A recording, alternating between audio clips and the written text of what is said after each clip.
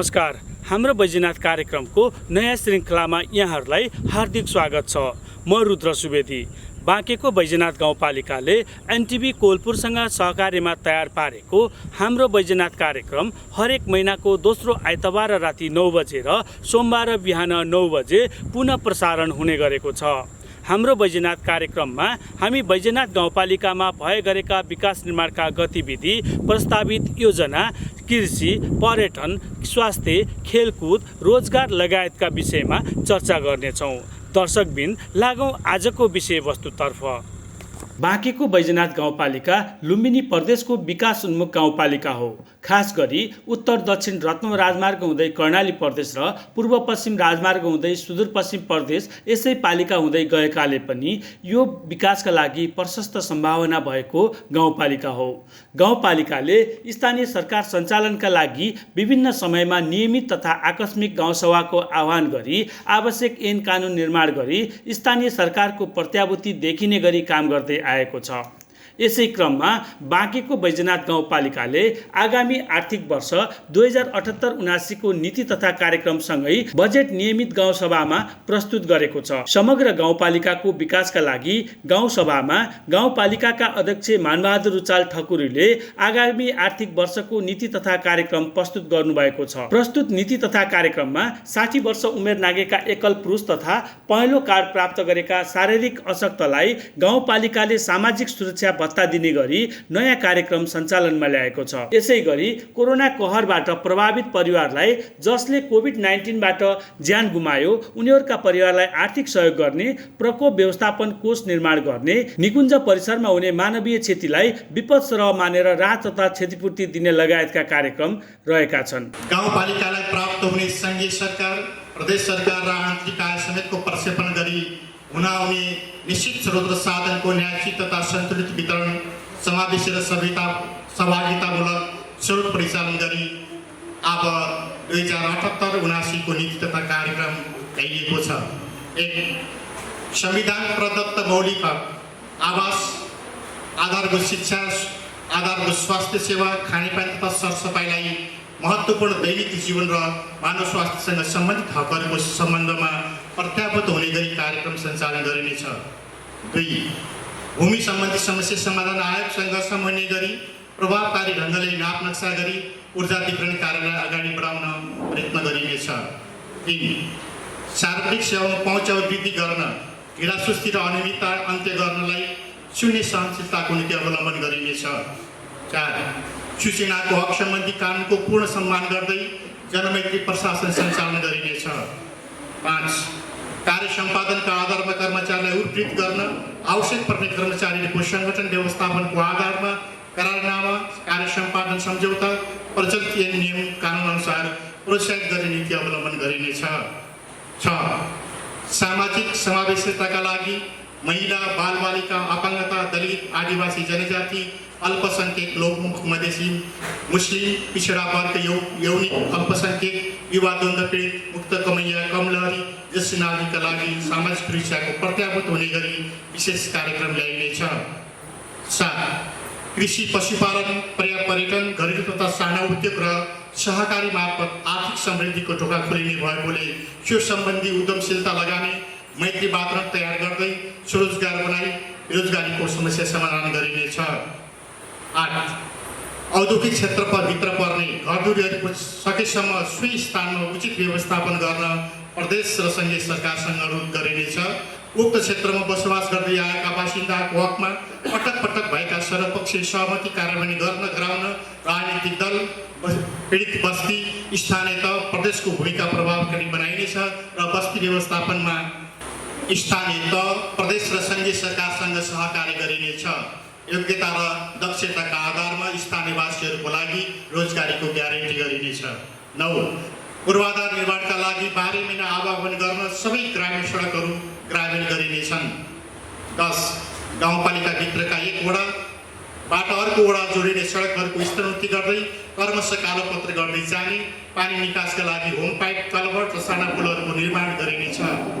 11 आवश्यकता अनुसार झुलिङ्गे पुल, truss bridge, Kachwe र ठुला पुलहरूका लागि आवश्यक पहल गरिनेछ।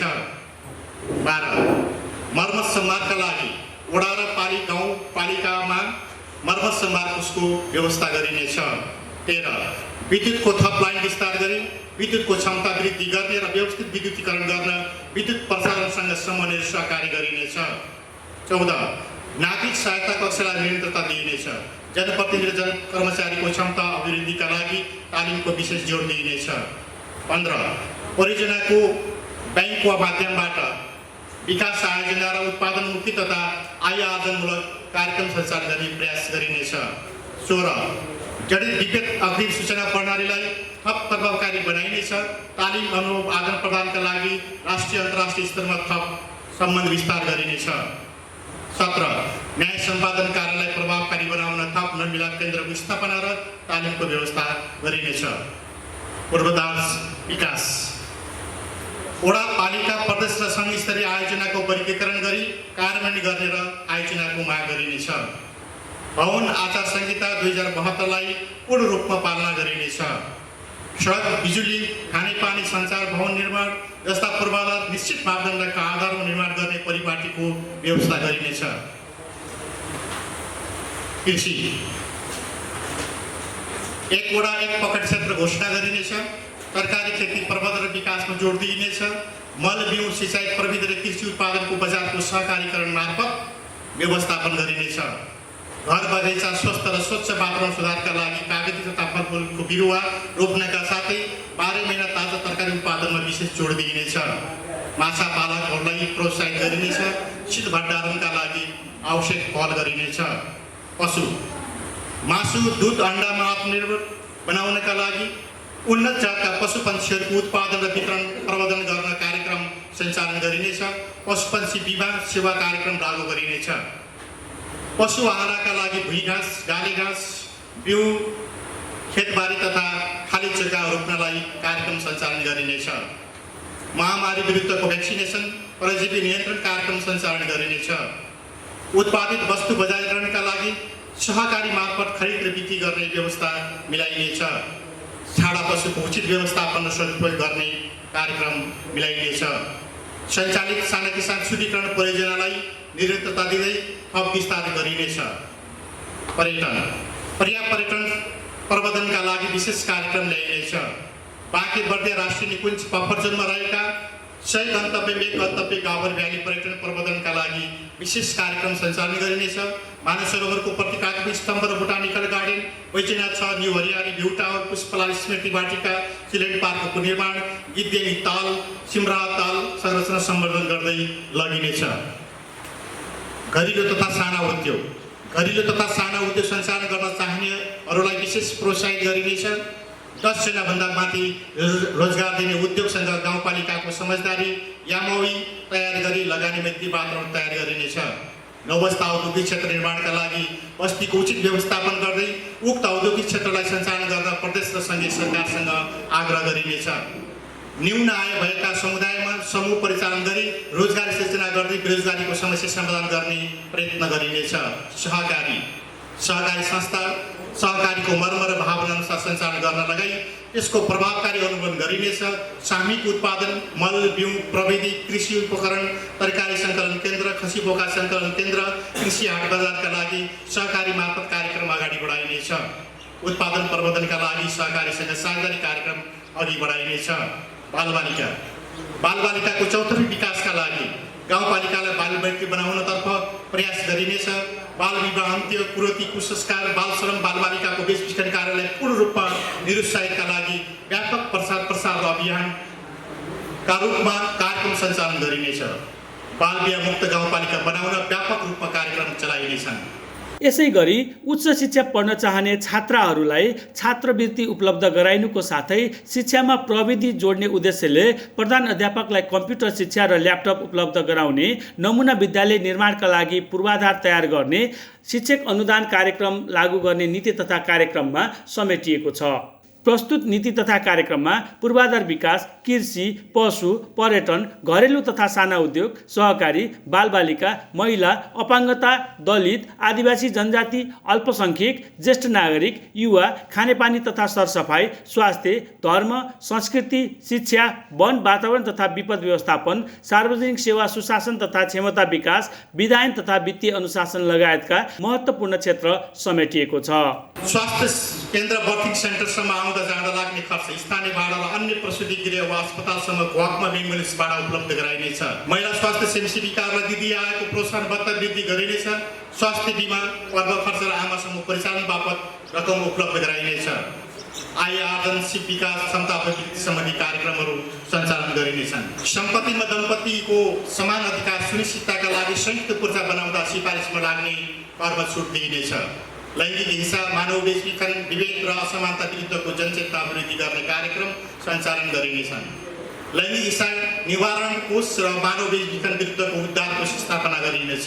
अपाङ्गता राज्यको तर्फबाट सामाजिक सुरक्षा अन्तर्गत क र ख वर्गका अपाङ्गता भएका व्यक्तिलाई पूर्ण र आंशिक भत्ता उपलब्ध गराउँदै आएकोमा ग वर्गका पेन्सन कार्ड प्राप्त गर्ने अपाङ्गताहरू उपेक्षित भएको महसुस गरेकोले स्थानीय सरकारले सो महसुस गरी सामाजिक सुरक्षा अन्तर्गत आर्थिक सहयोगको व्यवस्था गर्नेछ। अब भने सबै संरचनाहरू अपाङ्ग, बालमैत्री र महिला मैत्री बन्नेछन्। अपाङ्ग भएका व्यक्तिहरूको सिप क्षमता विकास गरी उद्यमशीलता बन्न प्रोत्साहित गरिनेछ। सहायक सामग्री मर्मत निर्माण गरी वितरणको व्यवस्था मिलाइनेछ। अपाङ्गता पहिचान, वर्गीकरण तथा सुविधा र सहयोग सम्बन्धी कार्यविधि बनाई लागू गरिनेछ। दलित परम्परागत पेसाहरूलाई आधुनिकीकरण गरी रूपान्तरण गरिनेछ। दलित समुदायलाई सशक्तिकरण गर्दै लगिनेछ। आदिवासी जनजाति जातीय परम्परामा रहेका भाषा, वेशभूषा, संस्कृतिको जगेडा गरिनेछ। जातीय परम्परा झल्किने स्थानीय स्तरकामा रहेका घरेलु उत्पादित सामग्रीहरूको प्रबन्धन गर्न सिप विकासको तालिमको व्यवस्था गरिनेछ। अल्पसंख्यक, लोकमुख, मधेसी, मुस्लिम, पिछडा वर्ग र यौनिक अल्पसंख्यक आय आर्जन र जीवन उपयोगी सिप जस्ता कार्यक्रम चलाइनेछन्। 60 वर्ष पुगेका ज्येष्ठ जीवन सङ्गिनी गुमाएका वा विवाह नै नगरी बसेका एकल पुरुष अर्थात् आर्थिक रूपले विपन्न सामाजिक सुरक्षाको आवश्यकता परेकालाई पालिकाको तर्फबाट आर्थिक सहयोग, सामाजिक सुरक्षा भत्ता उपलब्ध गराउने कार्यको सुरुवात गरिनेछ। ज्येष्ठ नागरिकलाई सम्मान गर्नुका साथै स्वास्थ्य शिविर सञ्चालन गरिनेछ। सेवा प्रवाहमा ज्येष्ठ नागरिकलाई पहिलो प्राथमिकता दिइनेछ। समग्रमा सबै समूहलाई समेट्ने गरी सामाजिक समावेशीकरणको नीति तर्जुमा गरिनेछ। कोभिड-19 का कारण विदेशबाट फर्केका युवालाई स्वरोजगार बनाउन उत्पादनमा जोड दिइनेछ। स्वास्थ्यका लागि खेलकुद, राष्ट्रका लागि खेलकुद, स्वास्थ्य र अनुशासित प्राप्ति उत्पादन गर्न खेलकुदलाई विशेष ध्यान राख्दै खेलकुद विकास समितिलाई पूर्णता दिइनेछ। विकृति, विसङ्गति, लागु औषध तथा दुर्व्यसन सम्बन्धी चेतनामूलक कार्यक्रम सञ्चालन गरिनेछ। खेल मैदान संरक्षण सम्वर्धन निर्माण गरिनेछन्। युवा क्लबको संरचनालाई परिचालन र सञ्चालनमा जोड दिइनेछ। खानेपानी तथा सरसफाई गृह योजना तयार गरिनेछ। स्वच्छ र सफा खानेपानीका लागि खानेपानी आयोजना सञ्चालन गर्न पहल गरिनेछन्। खानेपानी आयोजना नभएको वडामा आयोजनाको डिपिआर अगाडि बढाइनेछ। स्वच्छ र सफा खानेपानीका लागि निर्माण भएका खानेपानी आयोजनालाई सञ्चालनमा ल्याउन विशेष पहल गरिनेछन्। फोहोर व्यवस्थापनका लागि विशेष पहल गरिनेछ। स्वच्छ र सफा गाउँ बनाउन अभियान सञ्चालन गरिनेछ। सबै स्वास्थ्य केन्द्रका लागि सञ्चालन तथा व्यवस्थापन गर्न बजेटको व्यवस्था गरिनेछ। एम्बुलेन्स सेवा स्वास्थ्य केन्द्रहरूमा उपलब्ध गराइनेछ। महामारी विरुद्धको अभियान कोभिड-19 जनस्तरदेखि जनप्रतिनिधि र कर्मचारी, स्वास्थ्यकर्मी, सुरक्षाकर्मी, नागरिक समाज सबैलाई परिचालन गरिनेछ। धर्म संस्कृति सबै धर्म र संस्कृतिको संरक्षण र सम्वर्धन गरिनेछ। शिक्षा उच्च शिक्षा हासिल गर्ने बैजनाथ गाउँपालिकाका छात्रहरूलाई छात्र छात्रवृत्ति उपलब्ध गराइनेछ। प्रविधिसँग प्राध्यापक जोड्न पालिकामा रहेका सबै आधारभूत तहका प्राध्यापकलाई ल्यापटप उपलब्ध गराइनेछ र कम्प्युटर सम्बन्धी तालिम उपलब्ध गराइनेछ। आधारभूत तहको शिक्षा निःशुल्क र निवारी गराइनेछ। आधारभूत तहमा विद्यार्थी शिक्षक अनुपातमा न्यूनतम मापदण्ड बनाई शिक्षण अनुदानको व्यवस्था गरिनेछ र विद्यार्थी सङ्ख्याको आधारमा विद्यालय सञ्चालन तथा व्यवस्थापन रकम उपलब्ध गराइनेछ। पालिका स्तरीय अतिरिक्त क्रियाकलाप, तहगत खेलकुद प्रतियोगिता, तहगत उत्कृष्ट विद्यार्थी, विषयगत उत्कृष्ट शिक्षक सञ्चालन एवं पुरस्कृत गरिनेछ। मावि तहमा सञ्चालनका लागि दरबन्दी नभएका विद्यालय शिक्षण अनुदान सहयोग उपलब्ध गराइनेछ। प्राविधिक शिक्षालयमा थप विषयको अध्यापन तथा छात्रवृत्तिको व्यवस्था गरिनेछ। व्यावसायिक धारको विद्यालय सञ्चालनका लागि पहल गरिनेछ। शिव प्रभात बहुमुखी क्याम्पसको सम्बन्धनका लागि विशेष पहल गर्ने र सम्बन्धन प्राप्त भएपछि भौतिक संरचना निर्माण गरिनेछ।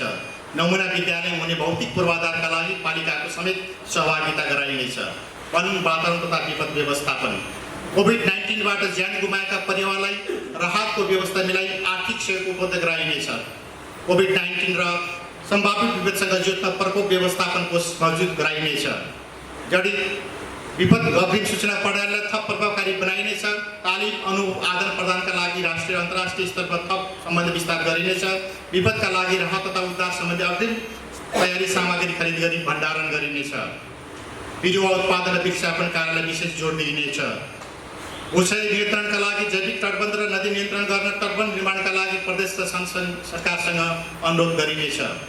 राष्ट्रिय निकुञ्जको क्षेत्रमा हुने मानवीय क्षतिलाई विपद सहमानी राहत क्षतिपूर्ति उपलब्ध गराइनेछ, तर अन्य क्षतिका हकमा सामान्य आर्थिक सहयोग प्रदान गरिनेछ। सार्वजनिक सेवा सुशासन तथा क्षमता अभिवृद्धि पालिका तथा वडाबाट सेवा प्रवाह भइरहेको हेडडेस्कलाई निरन्तरता दिइनेछ। जनप्रतिनिधि र कर्मचारीको क्षमता अभिवृद्धिका लागि तालिमको साथै उचित पुरस्कारको व्यवस्था गरिनेछ। सूचना मन्त्री गाउँपालिका बनाउन प्रयत्न गरिनेछ। संस्थाको क्षमता अभिवृद्धि गरिनेछ। नागरिकलाई नुकसानसहितको सेवा प्रदान गरिनेछ। नागरिकबाट प्राप्त गुनासोको समयमै सम्बोधन गरिनेछ। पालिका र वडाबाट प्रदान भइरहेको सेवाहरूको सम्बन्धमा मूल्याङ्कन पद्धति विकास गरिनेछ। न्यायिक समिति र मेलमिलाप केन्द्रबाट हुने न्यायिक निरूपणको कार्यलाई अझै प्रभावकारी बनाइनेछ। वडा नम्बर 8 को भूगोल तथा जनसङ्ख्या ठुलो भएकोले वडा विभाजनका लागि आवश्यक पहल गरिनेछ। जनतासँग जनप्रति कार्यक्रम सञ्चालन गरिनेछ। विधान तथा वित्तीय अनुशासन नभई नहुने ऐन कानुन कार्यविधि मापदण्ड तर्जुमा गरी गाउँसभामा पेश गरी कार्यान्वयन गरिनेछ। महालेखाबाट सुझावका रूपमा पेश गरिएका सुझाव असल रूपमा नियमित गर्नुपर्ने सबै कुरा आर्थिक ऐन बमोजिम गरिनेछ। 84 को अर्धवार्षिक रूपमा सार्वजनिक सुनवाई गरिनेछ।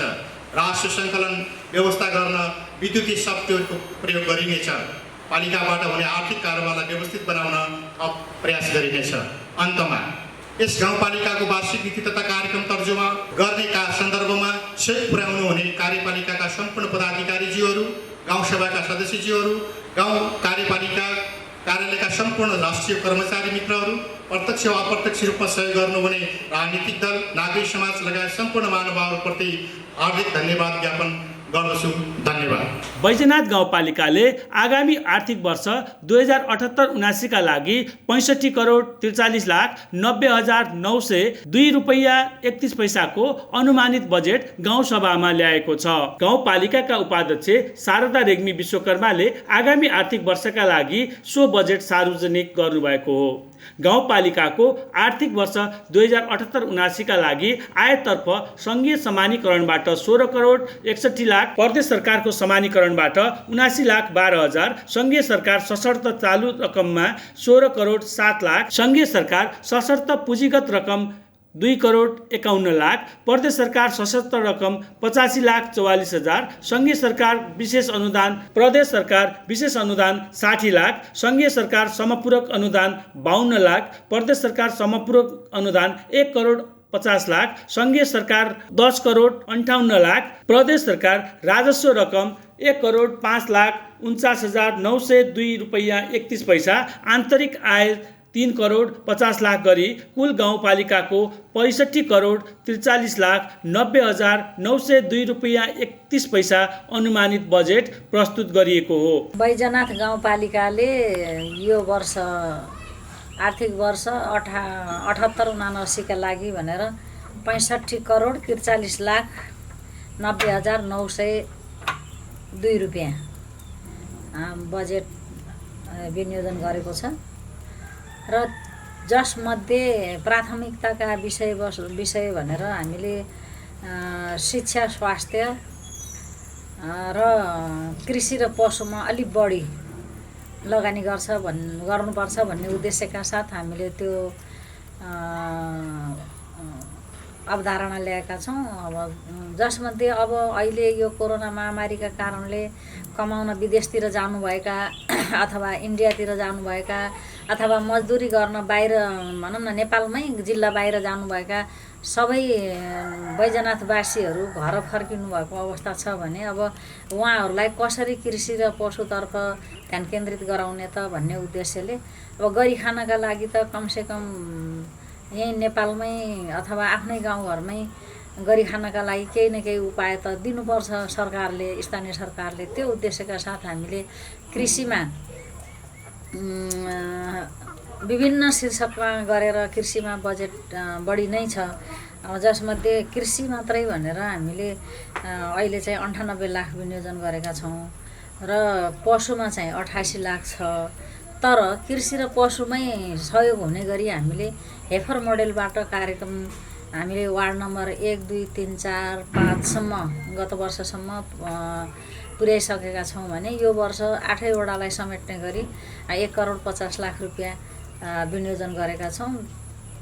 त्यो भयो र अझ बैजनाथ गाउँपालिकाले प्राथमिकतामा पारेको भनेको हेर्दाखेरि सानो छ, प्रगति धेरै ठुलो नदेखिएला, तर पनि यो नागरिकहरूलाई चाहिँ यो एकल वृद्ध एकल महिलालाई त हामीले भनौँ न सङ्घीय सरकारले नै व्यवस्था गरेको छ र एकल पुरुषहरूलाई 60 वर्षदेखि 69 वर्षसम्मका एकल पुरुषहरूलाई पनि केही उहाँहरूको आत्मसम्मानका लागि सरकारले सम्झ्यो है भन्ने उद्देश्यले हामीले मासिक 200 रुपियाँका दरले वार्षिक 2400 मात्रै भए पनि उहाँहरूलाई एउटा थिति बसाल्नुपर्छ, एउटा नीतिगत निर्णय गर्नुपर्छ भन्ने उद्देश्यले हामीले त्यो पनि निर्णय गरेका छौँ। त्यसका लागि पनि हामीले बजेट विनियोजन गरेका छौँ। र त्यसै गरी अर्को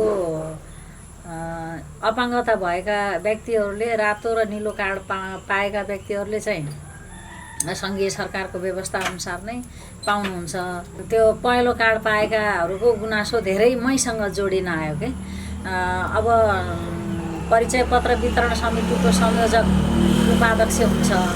त्यो उपाध्यक्ष पहेँलो कार्ड पाउने बित्तिकै आउने, मसँग गुनासोहरू राख्ने, मेरै सामने च्यातेर हिँड्ने पनि गर्नुभयो धेरैजनाले। त्यसले गर्दाखेरि मलाई अत्यन्तै खल्लो हुन पनि समस्या त छ नि उहाँहरूसँग। अपाङ्गता भएका व्यक्तिसँग पहेँलो कार्ड पाए पनि एउटा खुट्टा हुँदैन होइन, एउटा हात हुँदैन, तर कानुनभन्दा माथि त हामी पनि जान सकिँदैन। त्यसले गर्दाखेरि बैजनाथ गाउँपालिकाले कम्तीमा सम्बोधन मात्रै भए पनि होस् भन्ने उद्देश्यले पहेँलो कार्ड प्राप्त गरेका अपाङ्गता भएका व्यक्तिहरूलाई पनि मासिक 200 का दरले दिनुपर्छ भन्ने उद्देश्यका साथ नीतिगत निर्णय गरेको छ। भोलिका दिनहरूमा यो दुईटा विषयवस्तुलाई भोलिका दिनमा वार्षिक रूपमा थप गर्दै जानुपर्ने कुरा हो। यो हिजो मनमोहनको सरकारको पालामा 100 रुपियाँका दरले सुरु भएको सामाजिक सुरक्षा भत्ता आज आएर 3990 पुगेको छ वृद्धहरूको लागि भने यो नीतिगत निर्णय गरेर गएपछि भोलिका दिनमा निरन्तरता होस् भन्ने पनि हाम्रो उद्देश्य हो।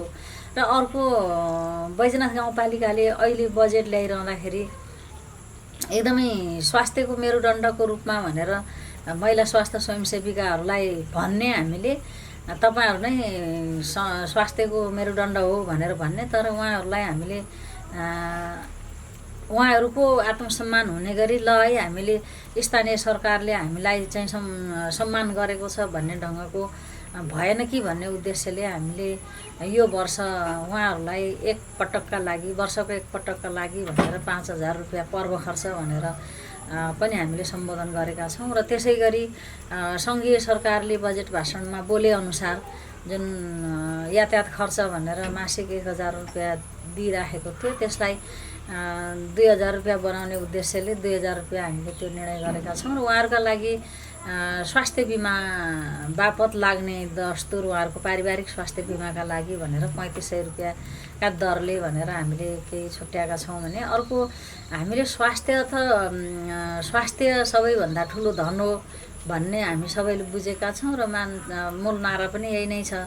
तर पनि आमा समूहको बिचमा महिला स्वास्थ्य स्वयंसेविकाहरू मार्फत गरिने सेवाहरूमा त्यो जुन स्वास्थ्यको जग हो गर्भ अवस्थादेखि लिएर जुन 1000 दिनका बालबालिका जबसम्म उहाँहरू कुपोषण र विभिन्न रोगहरूको खोपबाट वञ्चित हुनु नपरोस् भन्ने उद्देश्यले जुन छलफल मिटिङहरू गराइन्छ त्यो चाहिँ अलि प्रभावकारी भएन कि भन्ने उद्देश्यका साथ हामीले मासिक 500 रुपियाँ भए पनि उहाँहरूलाई खाजा खर्च होस् भन्ने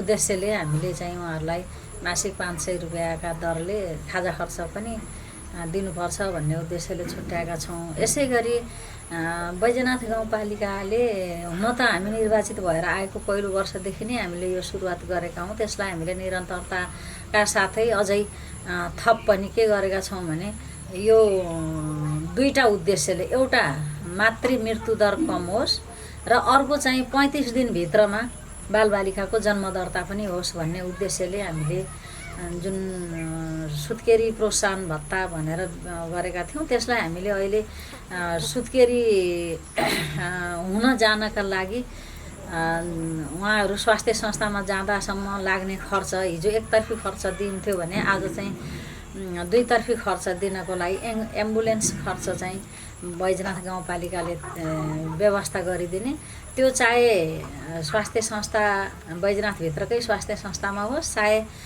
बाहिर होस् अथवा उहाँको स्वास्थ्यको अवस्थालाई हेरेर लखनऊ पठाउनु पर्यो भने अथवा काठमाडौँ पठाउनु पर्यो भने पनि त्यो एम्बुलेन्सको खर्च चाहिँ बैजनाथ गाउँपालिकाले व्यवस्थापन गरिदिने भनेर एउटा त्यो पनि निर्णय गरेका छौँ।